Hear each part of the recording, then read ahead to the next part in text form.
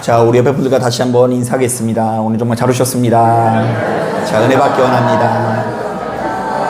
예, 감사합니다. 이 자리에 참석한 저와 여러분들의 심령 가운데 주께서 허락하시는 평안과 기쁨이 함께 하시기를 주님의 이름으로 축복합니다. 자, 오늘 우리가 읽은 이 본문을 보면 예수께서 당신의 제자들에게 기도하는 법을 알려주시는 장면이 나오는데요. 소위 말해 주기도문이라는 기도문이 또다시 나옵니다. 자, 그런데 똑같은 주기도문인데도 불구하고 마태복음과 누가복음은 그 강조점에 큰 차이가 있는데요. 자, 본문의 전후 문맥을 볼 때 이 마태복음의 경우 너희들의 기도는 이방인들의 기도와는 좀 달라야 한다라는 메시지가 흐릅니다. 조금 더 구체적으로 이야기하면 이방인들은 기도를 할 때 순전히 사람에게 보이려고 기도를 하지만 예수 믿는 우리들은 누구한테 기도를 해야 된다고요? 예, 하나님께서 받으실 만한 기도를 해야 된다는 것이죠. 자, 하지만 오늘 우리가 읽은 이 본문을 꼼꼼히 묵상해보면 주기도문에 관한 설명이 이어지면서 전혀 의외의 말씀이 이어지고 있는데 한번 들어보세요. 구하라, 그러면 너희에게 주실 것이요. 찾으라, 그리하면 찾아낼 것이요. 문을 두드리라, 그러면 너희에게 열릴 것이니 구하는 이마다 받을 것이요. 찾는 이는 찾아낼 것이요. 두드리는 이에게 열릴 것입니다. 많이 들어본 것 같죠? 자, 많은 분들이 바로 이런 이야기를 들으면서 이 주기도문과 연결해서 크게 두 가지로 해석을 하는데요. 자, 먼저 첫 번째로 다른 신에게 기도를 하면 응답이 없지만 오로지 예수님께 기도하면 반드시 응답이 될 거라는 메시지로 해석을 하고요.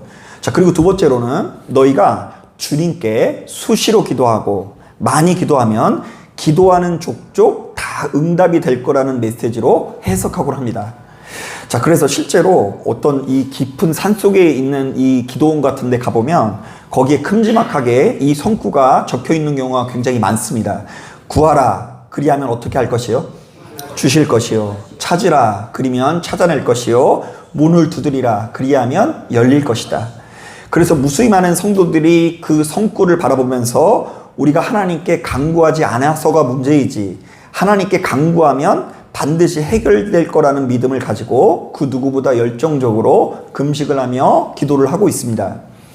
자, 하지만 이 본문에 담긴 메시지를 충분히 이해하기 위해서는 반드시 고려해야 되는 것이 있는데요. 자, 먼저 5절부터 8절에 나오는 이 비유의 내용을 헤아려 볼 수 있어야 됩니다.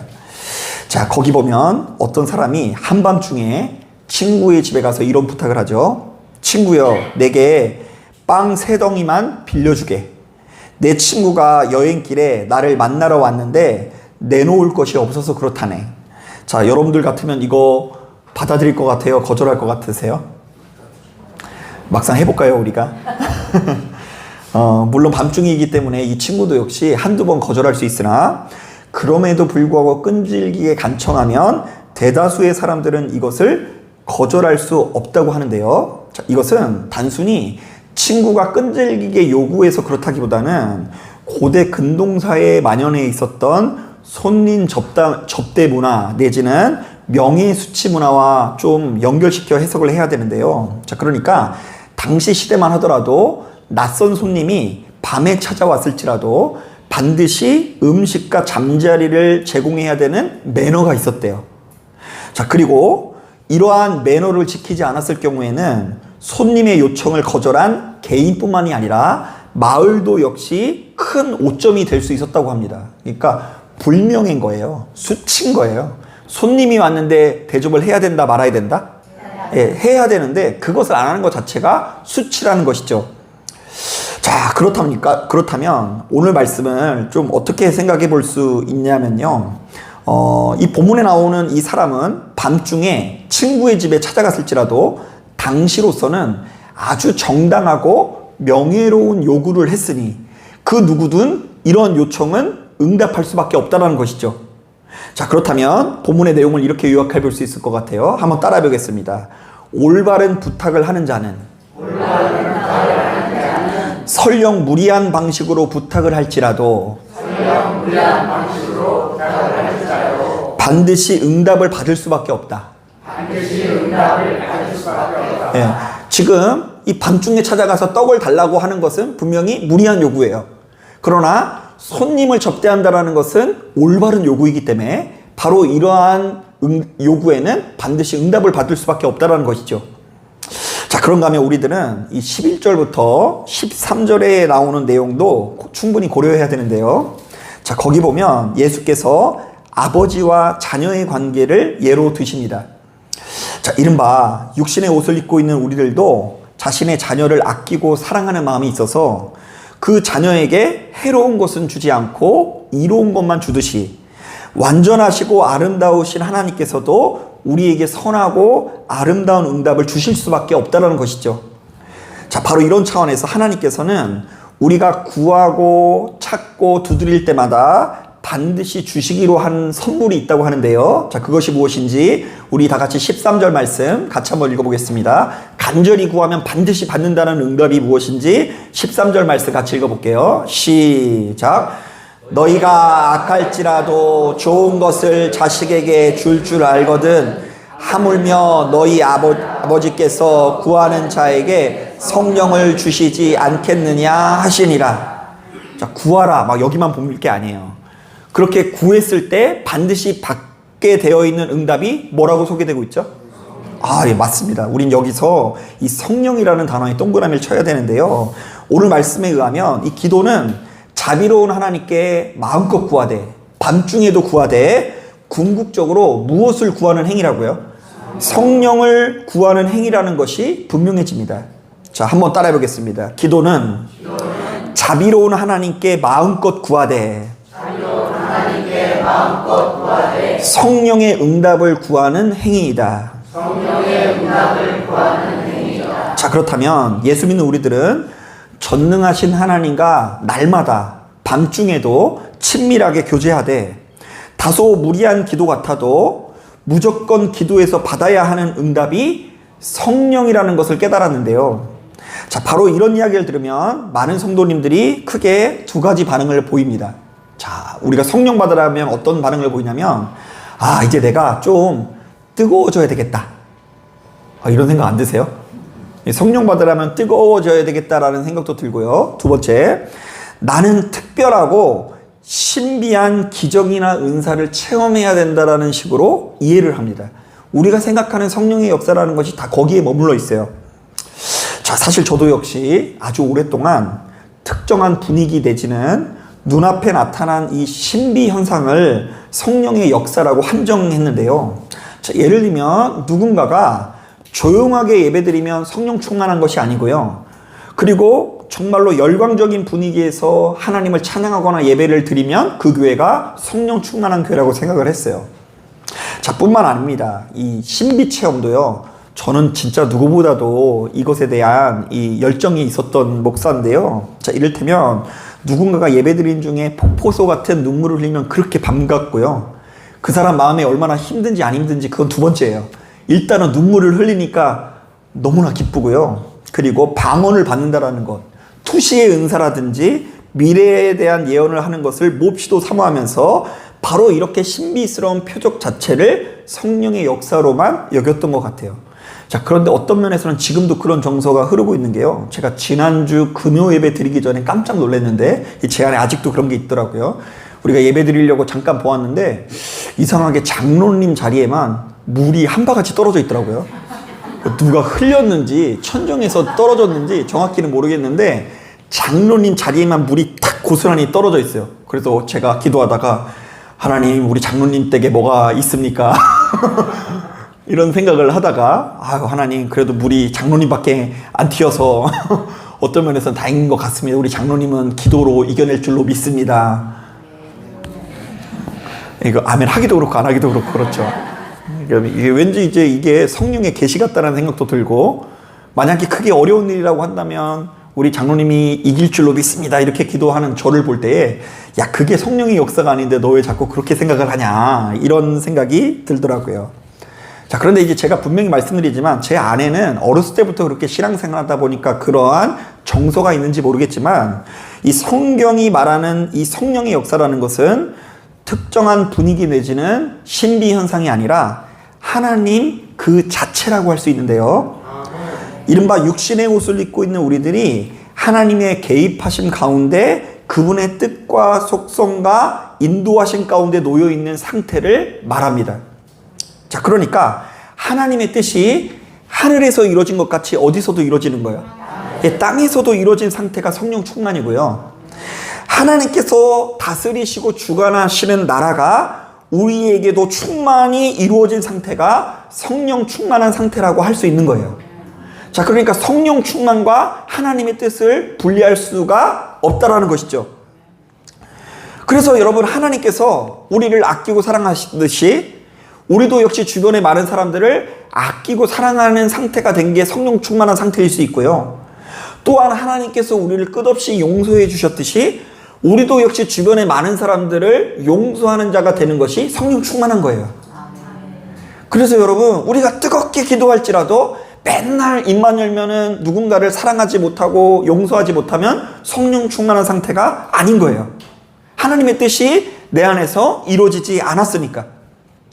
실제로 제가 이것과 관련되어 있는 설교를 정말 많이 한 것 같은데요. 제가 옛날에 이 사도행전 2장에 나오는 설교를 가지고, 본문을 가지고 이렇게 설교한 적이 있어요. 자, 구약 성경을 보면 역사의 주관자 되시는 하나님께서 이 땅에 등장하실 때마다 바람과 불과 폭풍의 역사가 일어났다. 기억나시죠? 그래서 이제 구약 성경에는 하나님이 임재하시면 바람과 불과 폭풍과 일어났듯이 이 땅에 성령께서 오시자 바람과 불과 폭풍의 역사가 일어났어요, 실제로. 그래서 이제 갑자기 어딘가에서 바람이 불어오면서 그 다락방에 앉아있는 사람들 사이에서 이 방언의 역사가 나타났다고 하는데, 저는 바로 이것이 성령께서 하나님과 완전히 동일한 분이라는 증언으로 해석을 해드린 적이 있어요. 자, 그러니까 이 사도행전 2장에 나와 있는 말씀은 성령께서 역사하실 때 너무나 신비스러운 모습으로 오셨다, 갑자기 막 태풍과 같은 뭐가 왔다, 이런 것에 포인트를 둔 게 아니라 이 땅에 오신 성령께서 구약에서부터 역사하신 하나님과 완전한 동일한 분이라는 증언으로 소개를 했다는 것이죠. 또한 이 초대교인들의 입에서 나온 이 방언 사건을 창세기에 나오는 바벨탑과 연결시켜서 해석을 해드린 적도 있습니다. 자, 그러니까 하나님의 뜻을 대적해서 교만한 인간들은 언어로 인해서 분열되고 분리되고 크게 다투게 되지 않습니까? 자, 그런데 제자들이 성령을 받고 나니까 제일 먼저 언어로 인한 분열이 해결되게 됩니다. 자, 그래서 누군가 큰 어려움 없이 언어 때문에 복음을 전하는 것에 방해를 받는 것이 아니라 힘있게 복음을 전하게 되는데요. 자, 이것에 담겨있는 메시지가 있다고 했어요. 우리가 성령을 받으면 다툼과 분열이 사라지게 되고 전쟁이 끊어지게 되고 이전보다 훨씬 더 큰 평화가 찾아오게 된다라는 메시지로 해석을 해드린 바 있습니다. 자, 실제로 성령 충만한 베드로가 설교할 때 어떤 역사가 일어났다고 하는지 들어보세요. 우리가 생각하는 성령 충만과 같은지 한번 들어보세요. 믿는 사람들이 다 함께 있어 모든 물건을 서로 통용하고 또 재산과 소유를 팔아 각 사람의 필요를 따라 나눠주며 날마다 마음을 같이하여 성전에 모이기를 힘쓰고 집에서 떡을 떼며 기쁨과 순전한 마음으로 음식을 먹고. 자, 여러분, 이거 어때요? 여러분들이 생각하는 성령 충만과 좀 비슷한 모습인 것 같아요? 아니면 좀 색다른 모습인 것 같으세요? 좀 색다르게 느껴지지 않으세요? 열광적으로 기도하는 분위기라기보다는 우리 안에 있는 다툼과 분열이 이게 사라지게 되고 완전히 하나 되어서, 심지어 원래 이 군대에서 그 양파맛 음료를 줘도 그거 서로 더 먹겠다고 막 싸우거든요. 자, 그런데 이 서로가 자기의 소유를 팔아서 더 가난한 사람들을 먹이는 역사가 일어났다고 하는 것 자체를 우리가 주목해 볼 필요가 있는 것입니다. 자, 바로 이런 점에서 예수 믿는 우리들은 로마서 8장을 꼼꼼하게 묵상해 봐야 되는데요. 자, 로마서 8장은 성령장, 소망장이라고 불려질 정도로 성령께서 어떤 분이시며 성령님과 동행할 때 어떤 역사를 누릴 수 있는지를 자세히 소개하고 있습니다. 자, 그런데 로마서 8장의 내용을 제가 요약해보자면 이렇게 요약해볼 수 있을 것 같아요. 자, 성령께서는 우리 안에 있는 죄된 본성을 이기게 한다. 자, 성령께서 무엇을 이기게 한다고요? 죄된 본성. 자, 그리고 두 번째, 성령의 지배를 받는 사람들은 더 이상 하나님을 무서워하지 않고 그분을 아빠, 아버지로 부르게 된다. 그러니까 이전에 바리새인들과 서기관들은 하나님께 나아가는 걸 상상도 못했어요. 그 모세한테 먼저 가라고, 모세가 당신이 가서 만나서 하나님의 뜻을 알려주십시오 이렇게 말하는 이유는 하나님을 만나기가 무서웠기 때문이에요. 그런데 성령의 지배를 받는 사람들은 하나님을 무서워하지 않고 솔직하게 고백하게 되고 아빠, 아버지로 부르게 된다. 자, 세 번째, 성령께서는 우리가 끔찍한 절망 중에서도 소망을 잃지 않게 하신다. 자, 네 번째, 성령께서는 우리의 연약함을 도우신다. 약점을 감당하신다라는 건데요. 특히 우리 안에 막 욱하는 사람들 있죠? 기도하면 됩니다. 그리고 우리 안에 이 못된 성품을 가지고 있는 사람, 기도하면 그것이 어느 정도는 다 다듬어지면서 하나님의 품으로 나아가게 된다. 자, 그리고 마지막으로 성령께서는 우리를 향한 하나님의 사랑을 확신하게 한다. 자, 우리가 이 세상을 살다 보면 나만큼 못나고 부족한 사람이 없는 것 같아요. 나처럼 실패자가 없는 것 같아요. 지나온 나를 돌이켜볼 때 내가 잘한 것은 없고 내가 너무나 못나고 부족해서 요 모양 요 꼴이라는 생각이 들 수가 있어요. 아, 여러분 그런 생각 안 드세요? 여러분들 주변에 많은 사람들을 볼 때 남들은 다 잘 나가는데 나만 이렇게 실패했다라는 생각 들 때가 있지 않으세요? 나만 이렇게 못나고 부족하다고 생각이 들 때가 있죠. 그런데 기도하는 가운데 생각이 변하게 됩니다. 하나님께서 사랑하는 아들과 딸아, 너는 그럼에도 불구하고 온 천하와도 바꿀 수 없는 나의 걸작품 중에 걸작품이란다. 이런 음성을 듣게 되는 거예요. 그래서 실제로 제가 지금껏 목회하면서 함께하는 성도님께 생각보다 전혀 의외의 이야기를 듣는 경우가 많은데요. 자, 이제 막 신앙생활 하시는 분들 중에 이런 이야기 하시는 분들을 본 적이 있어요. 목사님, 제가 예수 믿기 전에는 이전에 어떤 행동을 해도 아무렇지도 않았는데 이제는 주님께서 기뻐하시지 않는 일을 하면 마음이 좀 불편해지는 것 같아요. 특히 예배당에 나오기 전에는 자꾸 누군가랑 싸울 일이 생기게 되는데 부부싸움이라도 하고 나면 뭔가 설명할 수 없는 괴로움이 있어서 예배 드리는 데 있어서 방해가 되더라고요. 그래서 어떤 분들 같은 경우에는 믿음 생활이라는 것이 생각보다 너무 불편해서 이제 다시 편하게 살고 싶어서 교회를 나오고 싶지 않다고 하는 분들도 있어요. 이제 너무 교회 나오면은 뭐 자유하고 평안하고 행복할 줄 알았는데 뭐 자꾸 뭐 싸울 때마다 목사님이 사랑하십시오 막 이렇게 얘기하고 돈 필요해 죽겠는데 너희는 먼저 그의 나라를 구하라 뭐 이렇게 얘기를 하시니까 막 속 터졌게 못 다니겠다고, 내 맘대로 되는 것이 아무것도 없다라고 말하시는 분이 상당히 많이 있습니다. 하지만 제 입장에서는 특정한 상황 속에서 불편함을 느끼신다라는 것 자체가 귀하게 느껴지는데요. 자, 저는 자기 마음껏 자유롭게 살면서도 그다지 불편한 것 없이 사시는 분들이야말로 내 안에 생명이 머물지 않다라는 증거로 보고요. 반면에 하나님께서 기뻐하지 않는 일을 행할 때마다 견디기 힘든 괴로움들이 몰려오는 것이야말로 성령께서 우리 안에서 생명으로 인도하신다라는 증거로 해석을 하곤 합니다. 사실 여러분, 육신의 옷을 입고 있는 우리들은 수많은 문제를 가지고 주님 앞에 나아갈 수밖에 없습니다.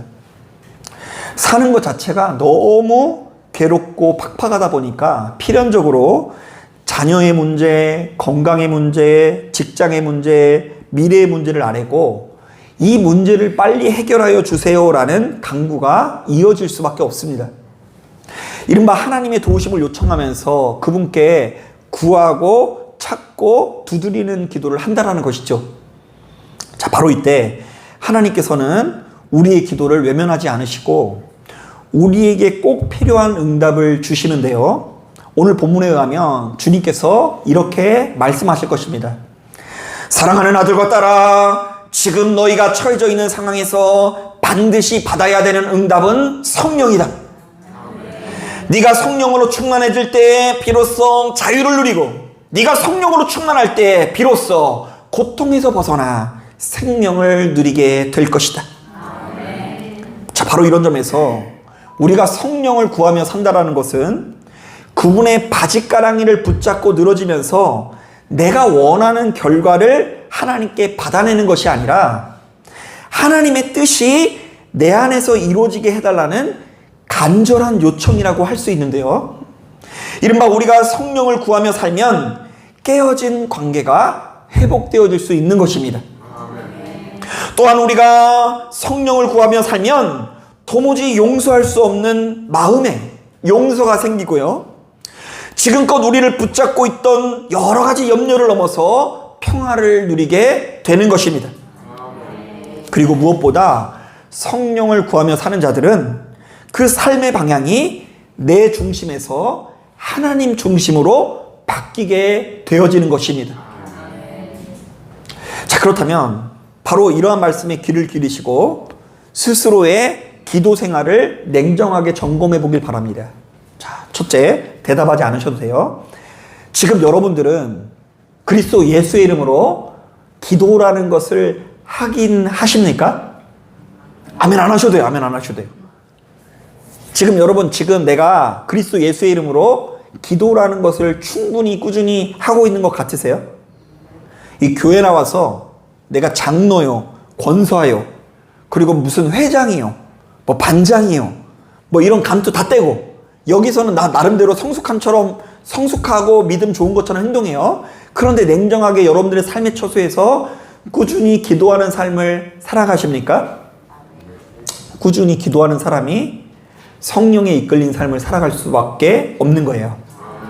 자, 그리고 두 번째, 그렇다면 여러분들은 지금 하나님 앞에 기도를 하고 있다면 주로 어떤 기도를 하는 사람입니까? 여러분들의 간절한 기도의 중심에는 나의 뜻이 아니라 하나님의 뜻이 머물러 있습니까? 하나님께서는 지금도 우리가 구하는 그 자리에서 성령을 주시기를 원하고 계시다는 것을 기억하시기를 바랍니다. 아멘. 자, 사랑하는 여러분, 예수님께서는 우리들에게 분명히 말씀하십니다. 너희가 악할지라도 자식에게 좋은 것을 줄 줄 알거든 하물며 너희 하늘 아버지께서 구하는 자에게 성령을 주시지 않겠느냐. 아멘. 자, 가만히 보면 예수께서 강조하신 진짜 응답, 진짜 선물은 뭐라고요? 성령인데요. 자, 그렇다면 기도는 단지 문제 해결을 위한 수단이 아니라 하나님의 뜻이 우리 안에 임하도록 성령을 구하는 행위가 되어야 할 줄로 믿습니다. 아멘. 자, 물론 여러분 오해하지 마세요. 우리가 하나님 아버지의 자녀이기 때문에 주님 이 문제 해결해 주세요라는 기도 얼마든지 할 수 있습니다. 하나님께서는 우리 아버지시기 때문에 자녀된 우리가 이렇게 이야기하는 거 하나님께서 분명히 들어주실 거예요. 하지만 그 기도의 중심이 비로소 성령으로 바뀔 때 우리의 기도는 그 기도를 통해서 하나님의 나라를 여는 열쇠가 될 수 있는 것입니다. 자, 기도가 탐욕의 도구가 될 수 있다 없다? 있다. 기도를 열심히 하는데 나는 갈수록 더 탐욕적이고 세상적이고 그 우리가 붙들고 있는 그 여러 가지 세상의 뜻이 이렇게 비워지는 것이 아니라 강화될 수 있는 거예요. 그래서 기도의 방향을 바로 알고 우리가 그 기도를 통해서 하나님의 나라를 자꾸만 열어야 하는 것입니다. 하나님께서는 지금도 당신의 자녀가 성령을 구하며 다가오기를 기다리고 계십니다. 그래서 어떤 면에서는 여러분 이제 그동안 기도를 할 때 하나님 우리도 이것도 주시고요 저것도 주시고요 이렇게 기도하시는 분들은 실제로 하나님께서 주시면 별로 기도할 게 없어. 하나님 우리 자녀가 잘못될까 봐 걱정입니다. 자녀가 잘되게 하여 주시옵소서. 그런데 막상 잘 됐어요. 그러면 별로 뜨겁게 기도할 것이 있어요 없어요? 없어요. 잘 사는데 이제 누구 몸만 건사하면 돼요? 내 몸 하나만 건사하면 되는데 그냥 그렇게 살 것 같아. 그러니까 별로 뜨겁게 기도할 게 없는 거예요. 하나님 나에게 돈을 허락하여 주옵소서. 지금 먹고 살 것이 너무 없어가지고 힘겹습니다. 그런데 막상 먹고 살 것이 해결됐어. 그럼 별로 뜨겁게 기도할 것이 있어요 없어요? 없어요. 평상시에 자기가 믿고 의지했던 소망이 거기에 머물러 있기 때문이에요. 자, 그런데 일평생 하나님의 뜻을 내 삶 가운데 이루고자 하면 기도할 게 너무나 많아요. 여러분, 이 하나님의 뜻을 위한 기도는 무리한 요청이어도 괜찮습니다. 밤중에 하는 기도여도 괜찮습니다. 지금 내 마음이 깨어져 있어도 괜찮습니다. 우리가 도우심을 요청할 때에 그분께서는 반드시 응답하사 성령을 주실 것을 믿으시길 바랍니다. 여러분, 이게 얼마나 중요한 사역인지 몰라요. 여러분들에게는 이 교회가 커지고 이 교회라는 조직이 흥왕케 되고 이 교회가 가면 갈수록 뭔가 힘있게 뭔가 이렇게 발전하는 모습을 보이는 것이 여러분들에게 그렇게 중요한 문제세요?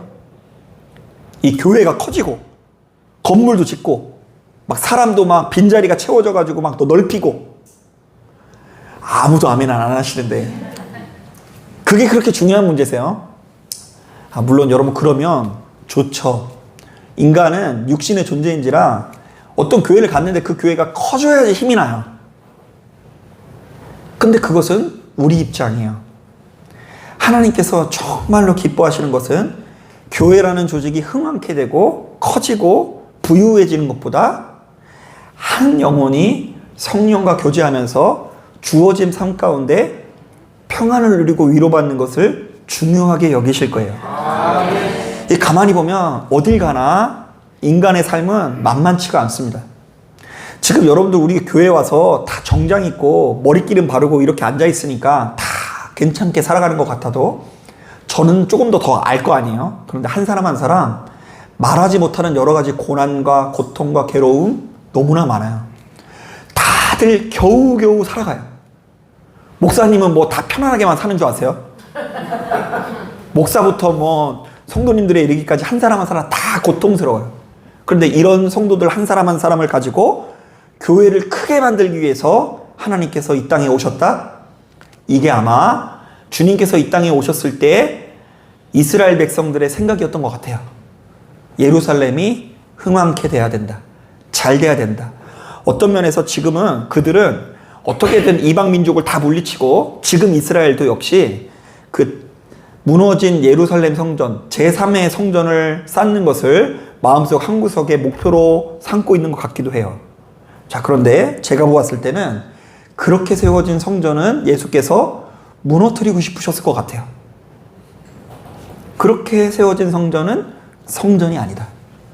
진짜 중요한 성전은 어디에 있다고요? 너희의 심령 가운데 있다. 그래서 너희들이 지금 눈앞에 너무나 우상처럼 섬기고 있는 예루살렘 성전을 무너뜨리면 내가 며칠 만에 다시 세우겠다고요? 3일 만에 다시 세우겠다고 말씀하셨는데 유대인들 입장에서는 그 약속이 하나도 안 이루어져서 예수를 이 사기를 치는 분으로 알지 모르겠지만 우리 입장에서는 그 예언이 이루어졌다 안 이루어졌다? 이루어졌어요. 이미 그 성전은 우리에게 도래해서 우리 한 사람 한 사람이 하나님과 친밀히 교제할 수 있는 문이 열리게 된 거예요.